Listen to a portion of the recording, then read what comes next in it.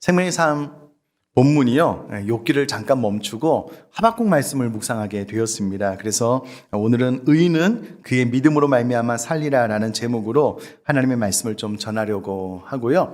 우선에 좀 같이 드리고 싶은 말씀은 마시멜로 실험 이야기를 아마 들어서 아실 텐데 1970년대에 스탠포드 대학에서요, 심리학을 담당하는 연구진들이요, 3세에서 5세 사이에 아이들을 데리고 마시멜로 실험을 했습니다. 마시멜로는 마시는 사탕 가운데 한 종류인데요. 실험의 내용은 이렇습니다.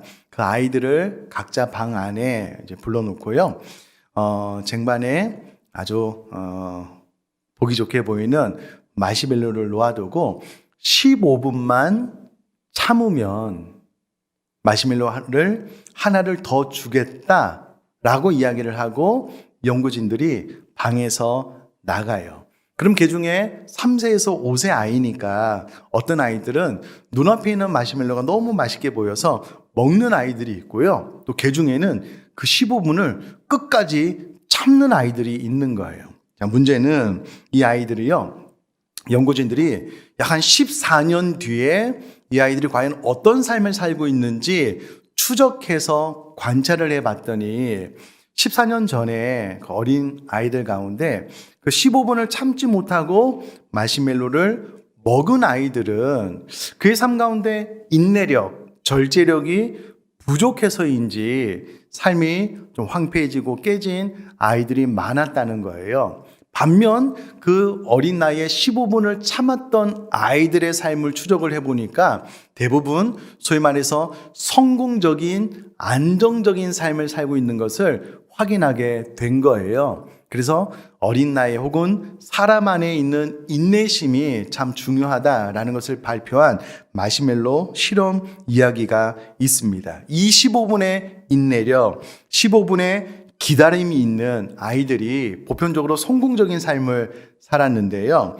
사랑하는 성도님들, 이 15분의 인내력이 신앙생활에도 그대로 적용된다는 사실을 아십니까? 정말 그렇습니다.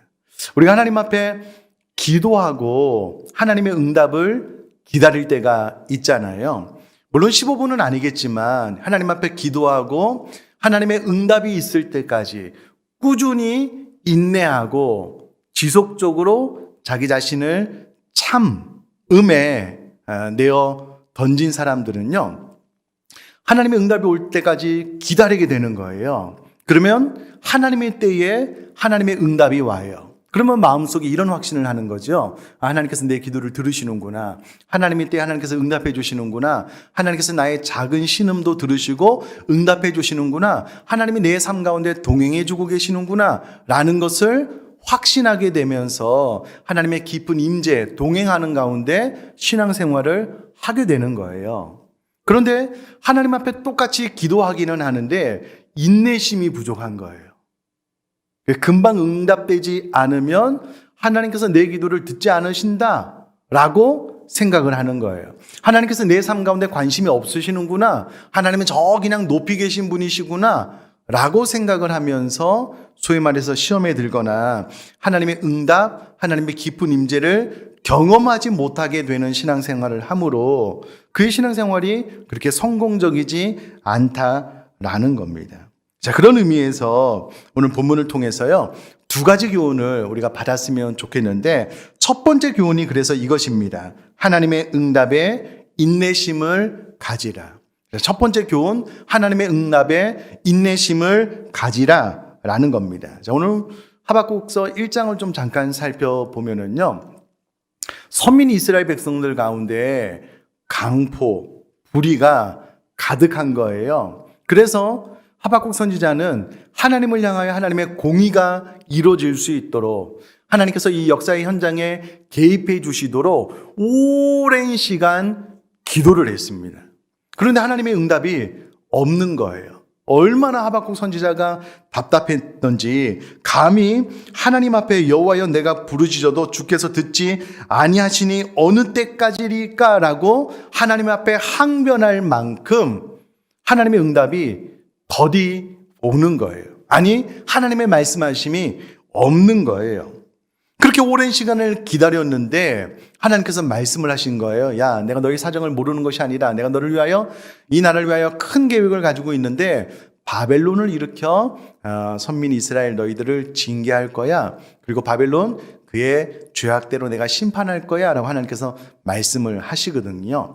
그리고 난 다음에 또 이해하지 못하는 사건이 발생한 거예요. 하나님, 우리 선민 이스라엘 백성이 우리 죄로 말미암아 하나님의 징계를 받는 건 마땅하지만 어떻게 우리보다 더 죄악된 바벨론을 들어서 우리 선민 이스라엘 백성을 징계할 수 있습니까? 이해가 되지 않습니다 라고 하나님 앞에 다시금 항변하게 돼요.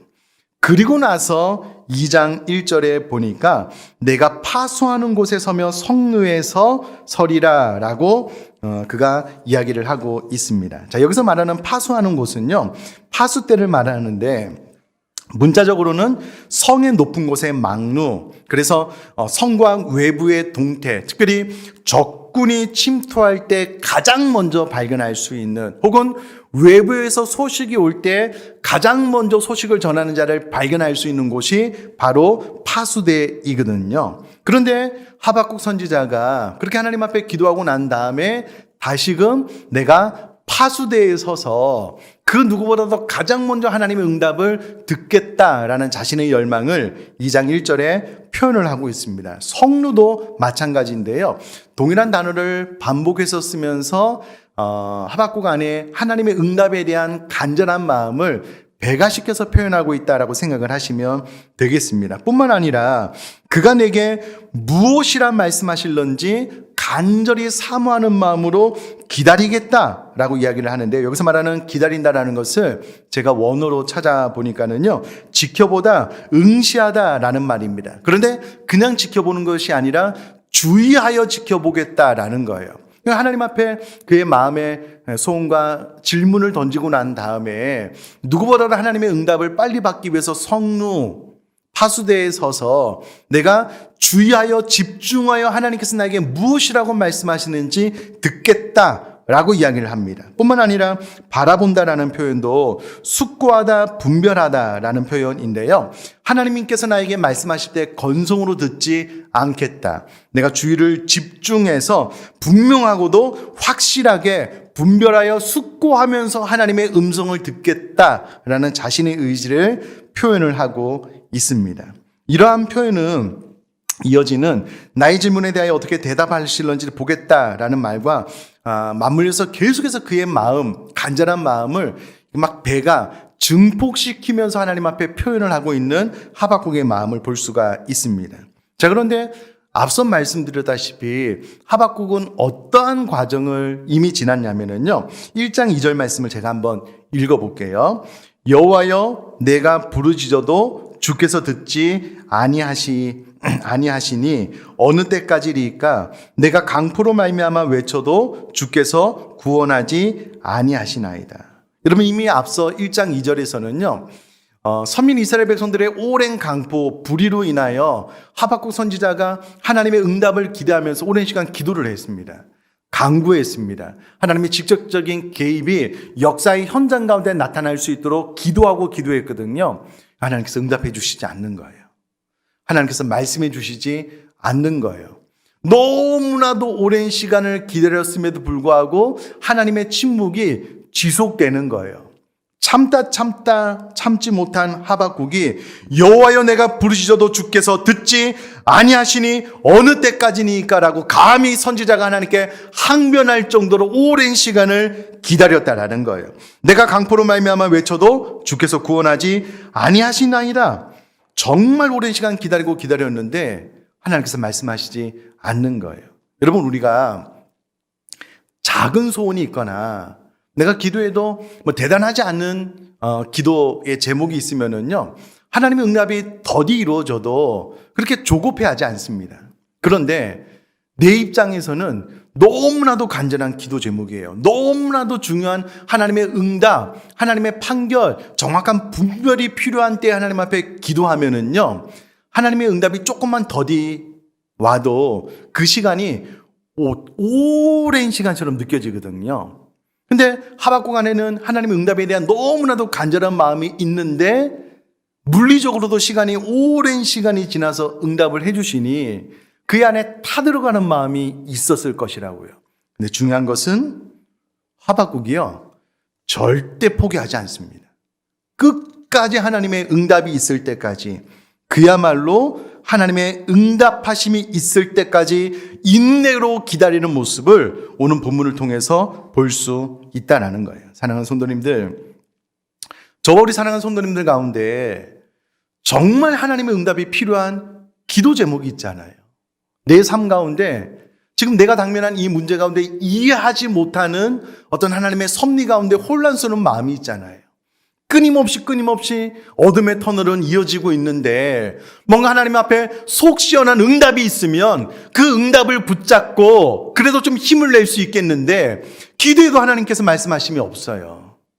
그러면 여러분, 하박국처럼 포기하지 말고, 하나님, 내가 파수대에 서서 성로에 서서 하나님께서 나에게 말씀하실 것을 내가 끝까지 기다리겠습니다라는 그런 자세와 태도가 있어야 되는 것 아니겠습니까? 근데 여러분, 우리는 때로 너무 쉽게 포기하는 것 같아요. 너무 쉽게 잊어버리는 것 같아요.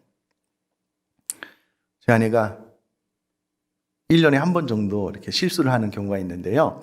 제가 신학교 때 20대 초반부터 만나서 이제 친구 목사도 알고 그 사모님도 알고 제 아내도 다 친구예요. 그래서 한 번은 이제 한 달에 한 번, 두 번 정도 만나서 지금도 늘 교제를 하는데 차 안에서 제 아내가 제 친구 목사에게 진지하게 질문을 해요. 목사님, 이게 어떻게 이렇게 질문을 해요. 진지하게 질문을 했으니까 제 친구 목사가 진지하게 대답을 해줄 거잖아요. 진지하게 대답을 하고 있는데 제 아내는 딴짓을 하고 있어요. 그 이야기를 안 들어요. 제 친구 목사가 이렇게 룸밀러로 바라보면서 성실이는 이렇게 질문을 해놓고 내가 이야기하면 안 듣는다 이렇게 놀려요. 여러분, 우리가 그럴 때가 있는 것 같아요. 하나님 앞에 뭔가 좀 간절한 마음으로 기도해 하나님 응답해 달라고. 하나님께서 응답해 주시려고 하면은요, 딴짓을 하고 있어요. 심지어는 내가 무슨 기도를 했는지 잊어버려요. 그러니까 응답을 하나님께서 해주려고 하는데 나는 듣지를 않아요. 내가 기도를 했는데 하나님께서 응답을 해주셨는데 나는 하나님께서 응답을 해주셨는지도 몰라요. 왜? 내가 어떤 기도를 했는지도 모르니까. 그러니까 뭔가 하나님 앞에 기도하면 지그시 그 기도가 확실하게 응답될 때까지 주의를 집중해서 끝까지 들어야 되는데 그런 집중력이 사실은 우리 가운데 부족한 것이 사실이다라는 거예요. 아마도 우리가 이 어떤 인스턴트 식품 혹은 빨리빨리라는 문화에 너무 길들여진 나머지 우리가 기도하면 하나님께서 즉시로 응답해 주셔야 될 것처럼 생각하는 경향이 있는 것 같아요. 그래서 내가 생각하는 것만큼 하나님의 응답이 빨리 이루어지지 않으면 스스로 조급한 거예요. 답답한 거예요. 그래서 빨리 실망을 선택해요. 빨리 좌절을 선택하는 거예요. 그래서 하나님께서 내 기도를 듣지 않으신다고. 사랑하는 성도님들, 하박국은요 절대 포기하지 않았습니다. 하나님께서 말씀하실 때까지. 아프리카는 비가 적은 나라잖아요. 강수량이 아주 부족하잖아요. 아프리카의 한 부족이요, 비가 너무 안 와서 땅이 메마르게 되면은요 기우제를 드린대요. 근데 그 기우제를 드리면 100% 응답을 받는데요. 어떻게 그 기우제가 100% 응답을 받게 드릴 수 있는가? 사람들이 관심이 많아서 이렇게 찾아보니까는요, 딱 한 가지 방법이래요. 비가 내릴 때까지 드린대요. 100% 성공. 100% 성공. 내릴 때까지 포기하지 않고 드리는 거예요. 그럼 비가 오면 그냥 응답받았다 이렇게 생각을 한대요. 우리 그리스도인들이 배울 만한 가치가 있다라고 생각을 해요. 기도응답이 임할 때까지 하박국처럼 참 중요한 기도 제목이잖아요. 내 인생 가운데 무엇인가를 선택하고 내 삶 가운데 끊임없이 어떤 고난이 닥치면 이것을 내가 정확하게 하나님의 관점에서 이해할 수 있는 관점을 받아야 되는데 그 관점이 임할 때까지 끝까지 기도하는 거예요. 해답을 찾으면 마음이 평안해지거든요. 그것을 포기하지 않는 자세 태도가 하박국 안에 있었거든요.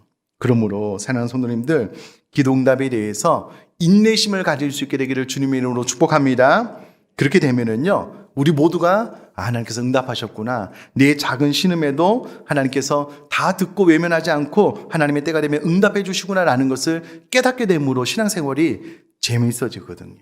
깊어지고 하나님의 동행을 기도응답을 통해서 체험하게 되는 거거든요.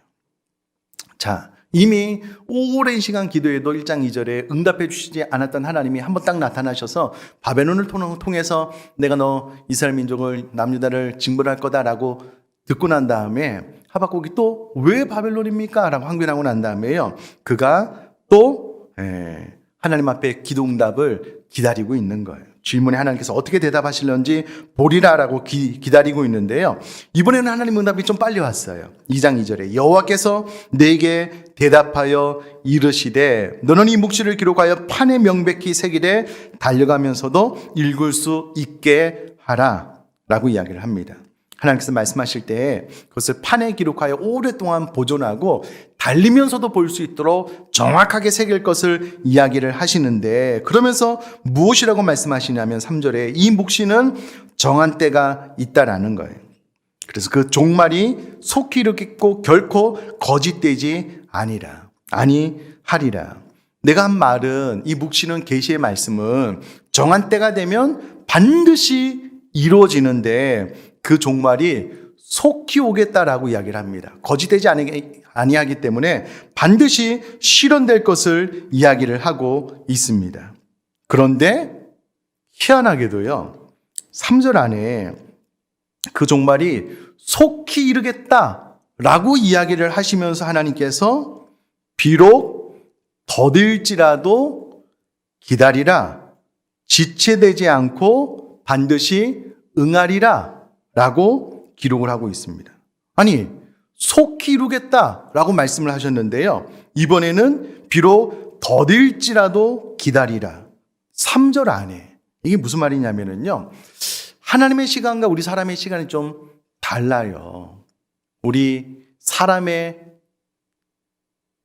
날보다 하나님의 날, 우리가 1000년을 살아도요, 하나님 앞에 하루처럼 느껴지는 시간대가 좀 달라요. 그래서 하나님께서 보시기에는 속히 내가 응답해 주겠다라고 이야기를 하지만 사람의 관점에서 보면 그게 더디 이루어지는 것처럼 보일 수 있다는 거예요.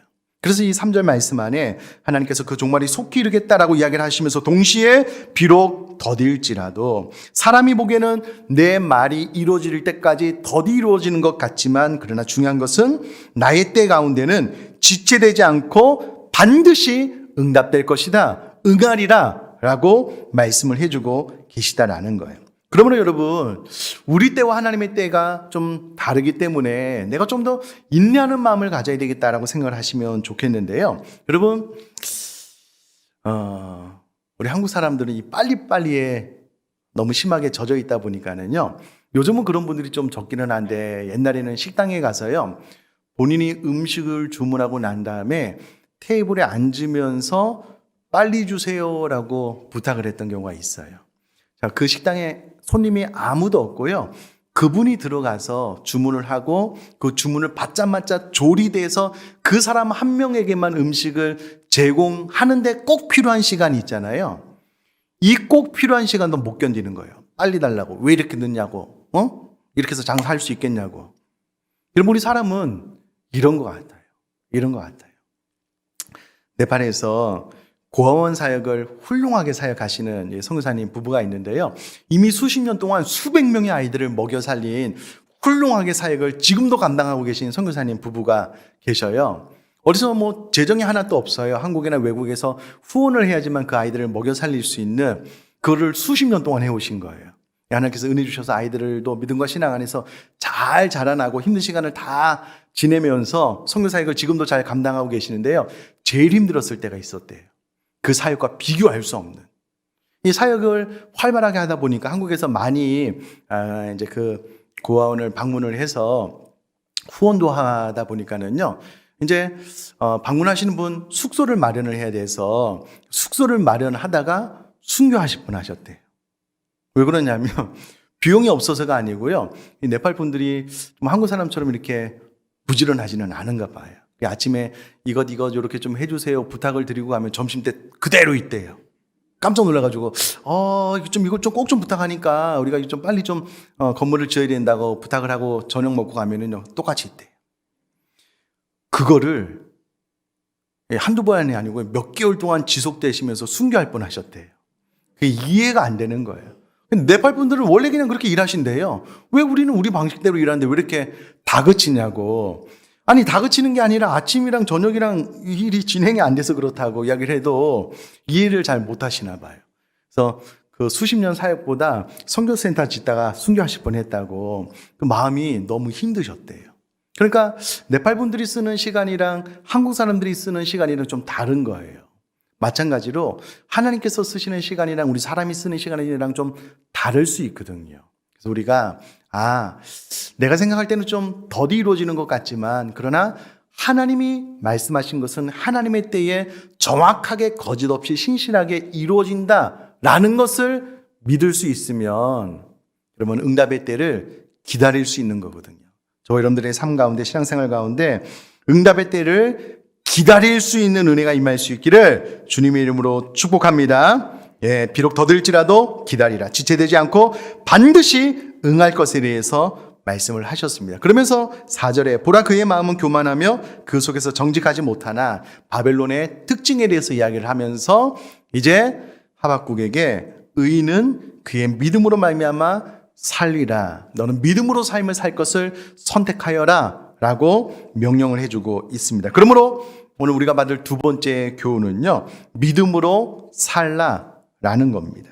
믿음으로 살라. 사랑하는 성도님들, 이 간단한 진리가요, 우리들의 삶 가운데 잘 적용되지 않고 있다는 것 아시는지 모르겠어요. 자, 일단 이 믿음을 원어로 보면은요, 거짓이 없고 진실무망하시며 의인들의 참된 의지가 되시는 하나님의 신실성을 묘사하는 단어인데요. 이 단어가 사람에게 쓰여졌을 때는 진실하신 하나님을 향한 강한 신뢰를 가지는 것을 표현하는 의미입니다. 그러므로 구약 히브리 원어가 말하는 믿음은요, 진실하신 하나님을 향한 강한 신뢰를 의미합니다. 믿음이 있는 자는 어떤 사람이냐면 하나님을 향한 강한 신뢰가 있는 사람, 그리고 하나님께서 말씀하신 것이 반드시 이루어질 것을 강하게 신뢰하는 사람이 믿음 있는 사람이고요. 신약에서 헬라어 원어로 믿음을 보면 확실한 신념 혹은 들은 것에 근거한 확신을 의미하는 단어입니다. 그러므로 믿는다라는 말은 하나님께서 말씀하신 것을 듣고 그 말씀이 반드시 이루어질 것을 믿는 것을 의미하는 단어입니다. 그러면 믿는 사람은 어떤 사람이냐면 하나님의 하나님 되심, 그가 말씀하신 것은 반드시 이루어질 것을 믿는 사람이 믿는 자이거든요. 자, 그러면 사랑하는 성도님들, 나는 무엇으로 살고 있는가? 라고 질문을 던져보면 나는 믿음으로 살고 있는가? 혹은 다른 것으로 살고 있는가? 라는 것을 분별할 수 있습니다. 예를 들어서 내 삶에 너무나도 어려운 일들이 세계적으로 코로나 팬데믹으로 인해서 물가는 오르고요. 또 물류들이 이동이 좀 작아지면서 참 살기 어려운, 무엇보다도 질병으로 인한 고통스러운, 또 미래가 불투명한 불안 가운데 살고 있잖아요. 이제 이쪽에서 사시는 사람들은 이성적으로 이 세상을 딱 바라보니까는요, 야, 이게 기후변화, 기후재앙이 장난이 아닌 거예요. 코로나 팬데믹으로 인해 전체 막 물류 대란이 일어나고 너무 어렵고 힘든 상황을 딱 바라보면서 그 환경을 분석해서 이성으로 내 삶이 너무 고단하고 힘들다. 내 미래가 정말 암울하구나. 계속해서 확진자가 많아져서 불안하구나. 힘들고 어렵구나. 이렇게 사시는 분들은요, 믿음으로 사는 사람들이 아니라 내 이성으로 상황을 분별하면서 그것을 분별력으로 사시는 분들이에요. 이해가 되셔요?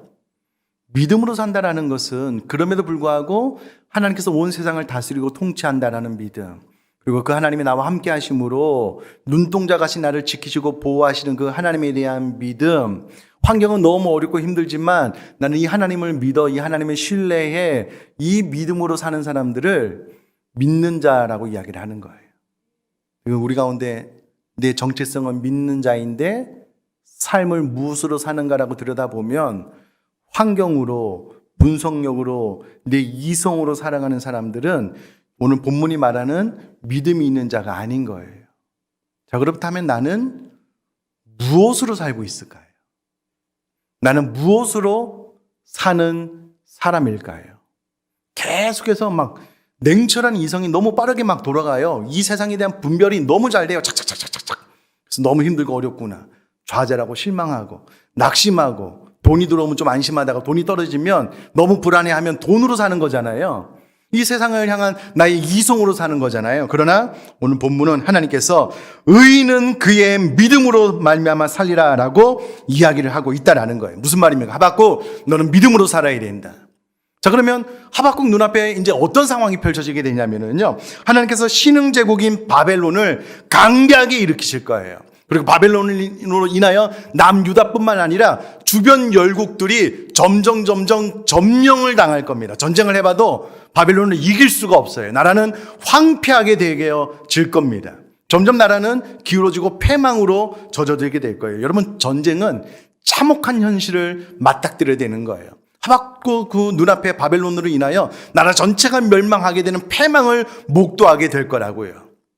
그런 하박국에게 바벨론으로 인하여 남유다를 심판할 것에 대해서 이야기를 다 하고 난 다음에 그런 환경으로 살지 말고 너는 나를 믿는 믿음으로 살아라라고 이야기하시는 거예요. 그럼 하박국의 눈앞에 어떤 상황이 펼쳐진다고요? 나라가 망해가는 거예요. 전쟁으로 나라가 초토화되는 거예요. 암만 이성으로 분석을 해봐도 나라에 소망이 없는 거예요. 비전이 없는 거예요. 근데 하박국은 믿음으로 사는 거예요. 하나님께서 이미 이 상황에 대해서 말씀하셨고, 말씀하신 대로 하나님의 때가 응할 것이고, 나라가 패망하게 되겠지만 하나님의 때에 또 이 나라는 회복하게 될 것이고, 이 모든 것들을 믿음으로 받아들이고 난 뒤에 눈앞에 보이는 현실과 상관없이 하박국은 믿음으로 살게 되는 거예요. 그래서 앞서 말씀드렸다시피 하박국은 사슴의 발로 다니는 삶을 살게 되었습니다. 그 험악한 산악지대를요, 사람은 넘어지면 머리가 깨져서 죽기 때문에 조심조심 다닐 수밖에 없지만은요, 그 산악지대의 사냥들은, 사슴들은요, 거침없이 내어 달릴 수가 있거든요. 그러니까 환경은 너무나도 위험해요. 눈에 보면 암만 생각해도 비전과 소망이 없어요. 그런데 하나님의 말씀하심이 귀에 들려요. 그게 믿어지는 거예요. 하나님의 말씀하심. 그리고 하박국은 나는 믿음으로 말미암아 산다라고 선포하고 난 다음에 사슴의 발로 달리는 신앙생활을 해왔다면 저 우리 사랑하는 성도님들도 꼭 그렇게 됐으면 좋겠습니다. 내 이성으로 논리로 분별력으로 살지 말고요. 그럼에도 불구하고 이 모든 상황을 다스리고 통치하시는 하나님이 낮의 해와 밤의 달이 나를 상치 않고, 혹 그렇다라고 한다면 나를 천국으로 빨리 이끌어 가시기 위한 하나님의 사랑의 행동임을 내가 믿고 모든 상황을 의연하게 대처해 나갈 뿐만 아니라 믿음으로 삶을 살아나갈 수 있는 저 여러분 될 수 있기를 주님의 이름으로 축복합니다.